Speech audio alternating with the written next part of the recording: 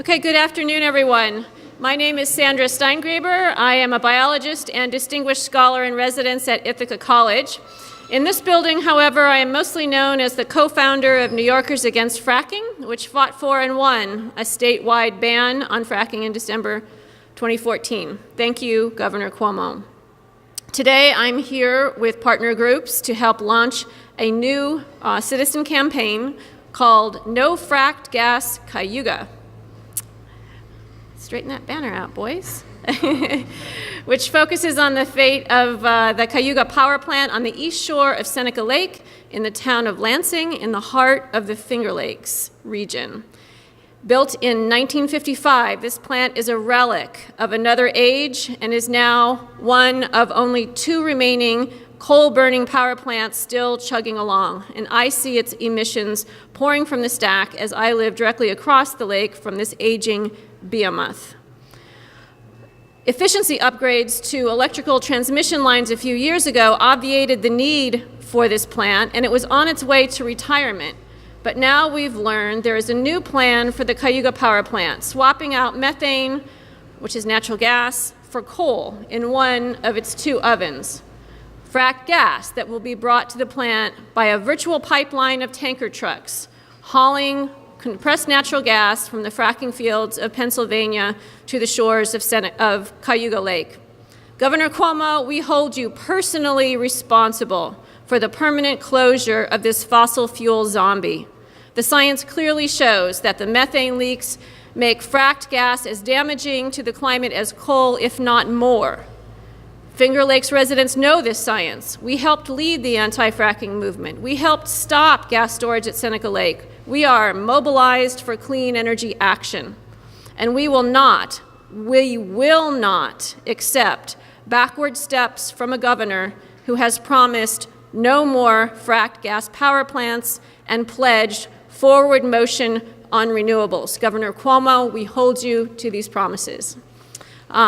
And I'm very pleased to have an amazing team of environmental leaders as part of this new campaign. And I'd like to introduce Irene Weiser, elected official, as well as one of the founders of Fossil Free Tompkins, Irene Weiser. Hi, I am, as Sandra said, Irene Weiser. I'm a council member in the town of Caroline, and I'm the coordinator of Fossil Free Tompkins, a Tompkins County-based grassroots group that is determined to see Tompkins County be the first fossil-free community in New York State. And I'm here today about the beleaguered 65-year-old coal-burning Cayuga Power Plant that has submitted a proposal to the DEC to convert the obsolete plant to burn frack gas instead. What's more, their proposal has the alarming news that they plan to haul gas to the plant in huge tractor trailers filled with compressed natural gas. They say there will be 50 to 120 truck trips per day through our community to and from the plant in this virtual pipeline scenario. Governor Cuomo has promised to end production of coal-fired electricity in New York by December 31st of 2020. However, his proposed regulations don't go far enough, allowing old, inefficient coal plants like Cayuga to convert to burning fracked gas instead. We reject this bait and switch from one climate-changing fossil fuel to another. Cayuga is a dangerous, polluting old plant that should not be allowed to have another life. In the past 3 years, there have been 2 fires, one so severe that half the plant was closed for 8 months. The other demolished the emissions controls and stack of the other half of the plant. 2 summers ago, it discharged mercury at 2,000% above allowable limits into Cayuga Lake. Tompkins County is one of the state's leaders in renewable energy. Cayuga's proposal will take our county and the state backwards, undermining efforts to move New York to a renewable energy economy. Renewable energy with battery storage can meet our energy needs, and this is what the state should be supporting. The Cayuga Power Plant is unnecessary, expensive, and polluting. It's time to close this dangerous, uneconomic fossil fuel dinosaur and move forward with renewable energy and storage. Thank you. And next we have Karen Edelstein speaking.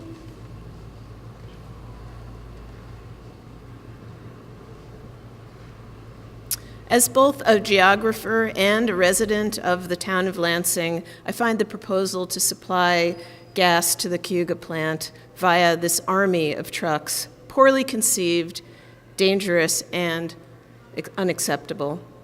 In the proposed scenario, trucks carrying compressed natural gas to the Cayuga plant would drive by our homes, dozens of our schools, businesses, parks, medical facilities, and child care centers. While we don't yet know whether these trucks will be coming from an hour away or even 4 hours away, Cayuga Operating has proposed this much. The trucks would come and go from the plant between 6 a.m. and 3 in the afternoon. This time frame would squeeze the proposed truck traffic into a time when residents are traveling to work and children are going to and from school. With up to 120 truck trips from the plant every day, this translates to a truck going by every 5 minutes. Furthermore, published data have shown that the roads and intersections closest to the power plant here have some of the highest vehicle crash rates in the entire town of Lansing. Lansing, like so much of the rest of the Finger Lakes, is a beautiful rural place with fertile farmland, stunning lake views, and scenic waterfalls.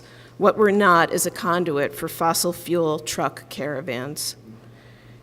New York needs to be a leader in the 21st century with renewables and not waste our resources keeping an out-of-date power plant limping along. So with that, I'd like to introduce Alex Beauchamp from Food and Water Watch. It's okay, I don't mind. I'm Alex Peacham, the Northeast Region Director of Food and Water Watch. I'm really honored today to join so many environmental heroes to stand up and urge Governor Cuomo to stop the Cayuga fracked gas plant.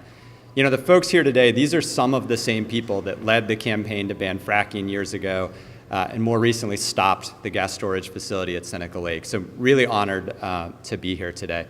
You know, just a couple months ago, Governor Cuomo told my colleague, Laura Schindel, in person, on camera, that he would say no to new fossil fuel projects across the state, new fossil fuel power plants. So my question today is Governor Cuomo a man of his word? Because if he is, there's really no question. He has to deny the Cayuga fracked gas plant. But you know, beyond holding the governor to his word, we're here because the climate demands it, right? Climate change is no longer something that we're worried about for our children or our grandchildren. It's happening to us right now in real time. It's never been clearer. We are in a giant hole on climate change. So today, we stand here together to urge Governor Cuomo to put down the shovel and stop digging. We simply cannot afford any new fossil fuel plants anywhere in the state. If Governor Cuomo hopes to be a climate leader, or at least to be portrayed as one, he must start by stopping new fossil fuel plants, and that ought to start by stopping this plant. I urge Governor Cuomo to stop the Cayuga fracked gas plant, and with that, it's my honor to introduce Lisa Marshall from Mothers Up Front. Thanks, Alex. I had a hard time getting here this morning because of some climate change in my neighborhood. The road was washed out and my power was out, so I didn't print out my statement. But my name's Lisa Marshall. I am a community organizer with Mothers Out Front. I traveled here from the town of Horseheads. Near my house is where two of the major gas pipelines that crisscross New York State intersect, the Millennium Pipeline and the Dominion Pipeline. Last year, the Dominion Corporation built a huge gas compressor station in my town. And our county accepts frack waste in the landfill, and we have a big truck depot for fracking in our town. So I'm here from ground zero of the fracking fight in the southern tier of New York. So I'm a community organizer. I have a background as an earth scientist, and I wear a lot of different hats. But the most important hat that I wear is of a mother. I have 3 wonderful children. And I'm here with a message directed directly at Governor Cuomo. Governor Cuomo, you've heard all the science, you've heard all of the facts, but yet you have failed to act to stop the influx of gas into our state. Please listen to the mothers. The mothers that have to look their kids in the eye each and every day and explain to them why the planet is burning. Have to explain to them why their friends in California can't go outside and play because of the smoke from the fires, and why their Puerto Rican friends have had 5 or 6 new family members move into their house with them because they don't have a home anymore in Puerto Rico. And explain to our children why you are failing to act. Please explain to my daughter Grace, who went to Ecuador on a semester abroad and saw the glaciers retreating. The glaciers are where the Ecuadorians get their water. She came home from Ecuador and she said to me, "Mom, I've made a decision.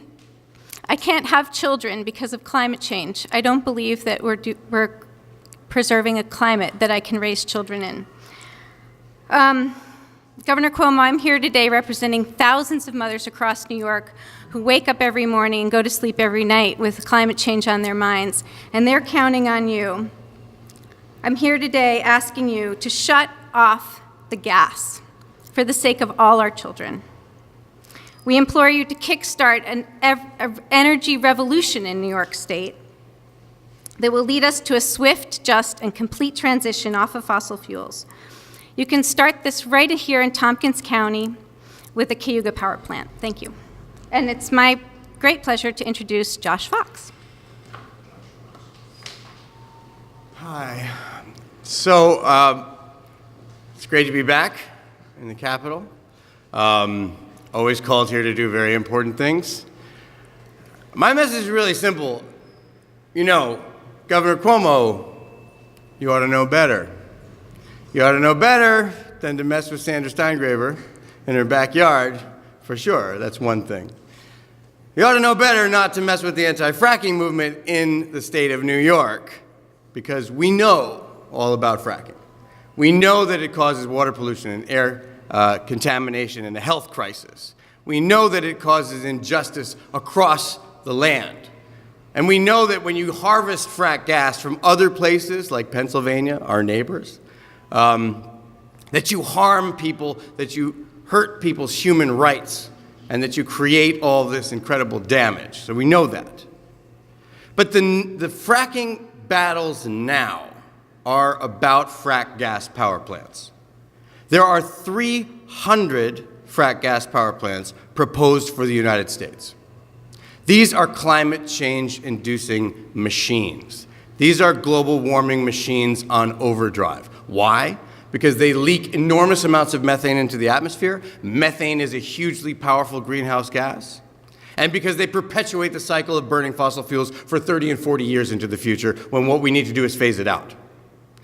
New York State is one of the most vulnerable places on Earth to climate change. And we're seeing California on fire. We're seeing the U.S. Virgin Islands and Puerto Rico completely destroyed by back-to-back Category 5 hurricanes, the like we've never seen on the planet. We are experiencing climate change in real time right now. It's not something for the future, it's something that's happening right now, and people know it, and voters know it. Now, I live in New York City. I live right next to the Navy Yard. Now, I'm sure Governor Cuomo is thinking a little bit at this point about his legacy, right? Most two-term governors vying for a third term might be thinking about that.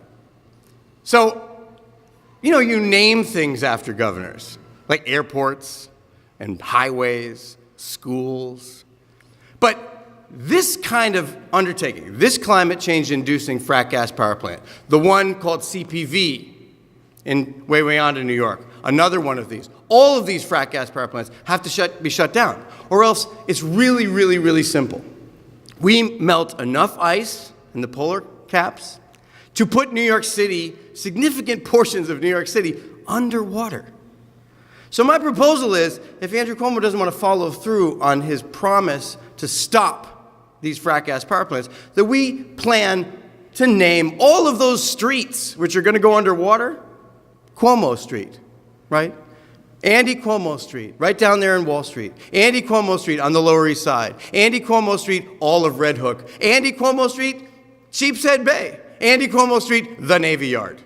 Because those are the places which will go underwater when we continue to do this type of activity. The state's residents want renewable energy. We know better. Andrew Cuomo has to listen to the people in this regard. If he doesn't want to listen to the people, I have a suggestion for those people. Maybe it's time to vote for somebody else in the primary who is listening, who is saying, okay, no frack gas power plants. None of them. We're going to shut them all down. And as we know, there is a difference between politicians and leaders.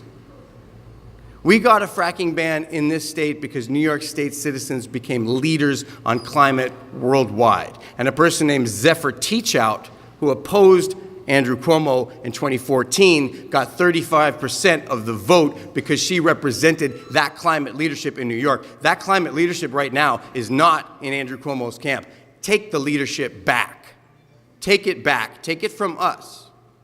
Don't be a politician that takes money from the fossil fuel industry. Don't be a politician that's corrupt, that takes money from all these special interests. Don't do that. Be a leader of the people, be a leader of New York, be a leader on climate, be a leader of the world. Because all of these frack gas power plants, we need to shut them down. And where does that start? Here in New York. Here in New York State. That's where that starts. That's what we need to do, Andrew Cuomo, or else you're going to have a lot of streets named after you in the future. We'll rename LaGuardia Airport Andrew Cuomo Airport because it's going to be underwater. That's what we'll do. Thank you very much. Do the right thing, Andy. Well, thank you, Brother Josh. You preach it.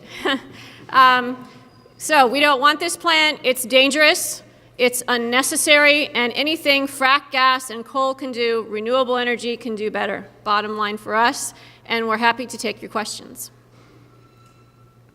Just from the logistical standpoint, so this is a new proposal from a new company. It's similar to the one that was already rejected, but it's a new proposal from a new company, correct? It's new wine in old bottles, but I'm going to let Irene take the specifics of that one. It's correct. It is a new company, and I like that. It's a new wine in an old bottle. But is it similar to the previous proposal that was rejected? Yes and no. It's still a conversion to burn gas. The previous proposal envisioned converting both units to burn gas. There are two generating units at the plant, each of 150 megawatts roughly. Unit 2, following the fire that I mentioned in the stack, lost all of its emission controls, and so Unit 2 has now been emitting beyond its allowable limits and was forced to shut down. So they're now doing this idea as a mechanism to get Unit 2 fired back up again. The catch is this time, John, they're not looking to bring in a pipeline. The other big difference is that it's on their dime. It's not on ratepayer dime this time. But you're right. There was a big fight that we were involved in for several years to reject the repowering proposal that came around before. But this is a different proposal. Sure. And I might just add that the first time this was planned, this was before the transmission line upgrade, right? So now that the transmission lines have decreased the need for this plant, the rationale makes even less sense than the first time around. So the financial burden is on the company to make the changes. The impact of the conversion will be hugely felt by the community as we have 50 to 120 trucks a day zooming through carrying compressed natural gas. This will require a public hearing at some point. Not clear that it will. It's a DEC permit modification for the air emissions, and that's typically been lightly regulated. The DEC, much as we've fought for it to be different, the DEC kind of thinks, oh, well, you're going from coal to gas, that's less CO2 out of the stack, no brainer, let's do it. But the reality is we know that if you take the full life cycle emissions of methane into account, it's as bad, if not worse, for the climate than burning coal. So the emissions of carbon dioxide will be less, but the overall global warming impact will be the same, if not worse. Thank you for joining us. We have, some of us have written out our statements if you need more exact quotes. Thanks for coming. Thank you very much.